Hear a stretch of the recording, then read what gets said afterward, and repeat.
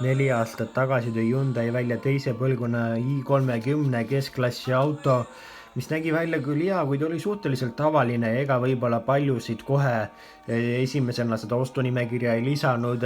Kuid nüüd on tulnud välja siis faceliftiga, et uuenduskuuriga ja näeb see auto palju elavam ja palju elegantsem ja sportlikum välja tänu uutele LED esituledele, paljudele uutele velgedele ja üldsegi heale inseneritööle. Tere tulemast taas kord kaasa elama naisluksuri proovisõidule.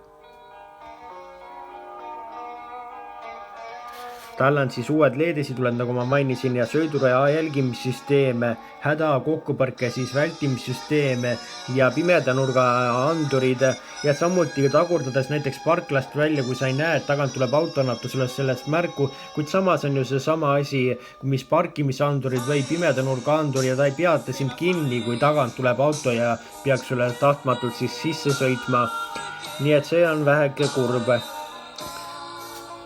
Kuid disain tõepoolest näeb rohkem välja ja meenutab rohkem ostulembelisi kliente Hyundai esindusse.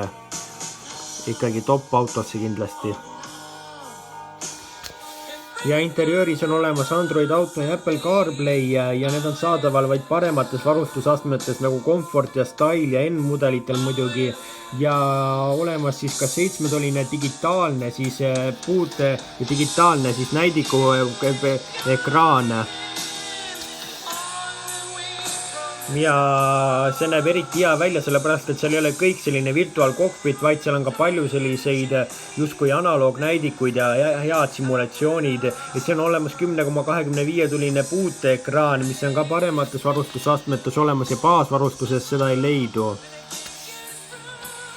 Ja Bluetoothi abil saad siis Hyundai siis äpi alla laadida ja kaugelt eemalt autot ei laukustada või lahti teha.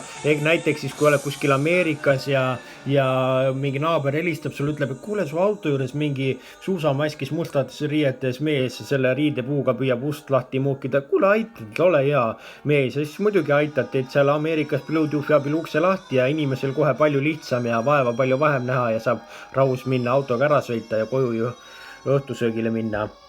Kuid mootorid tal ka täiesti olemas, mootorivalik on mitmekesine, kuid palju mingeid jubedaid selliseid märatsevaid hobuseid sa sealt kahjuks ei leia.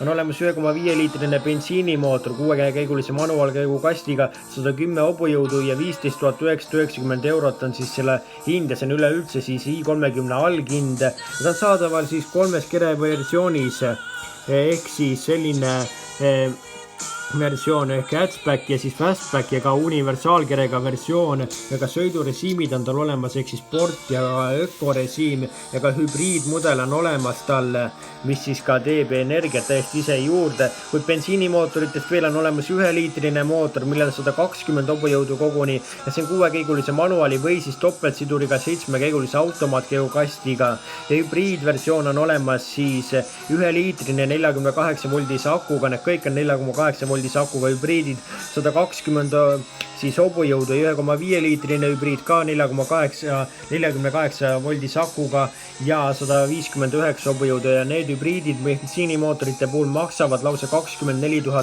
eurot.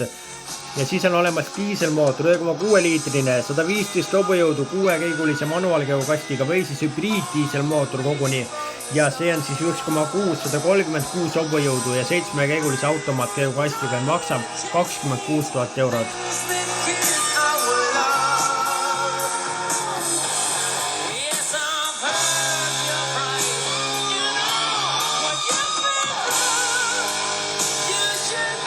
Selline on uus Hyundai i30, natukene rohkem asju võiks olla baasvarustuses ja mootorites rohkem hobuseid juurde, sest et ju võimalused selleks on antud, kuid disain on kihvt ja kindlasti rebib ta inimesi endale palju Hyundai esindusse, kes ikka veel Hyundai'd armastavad.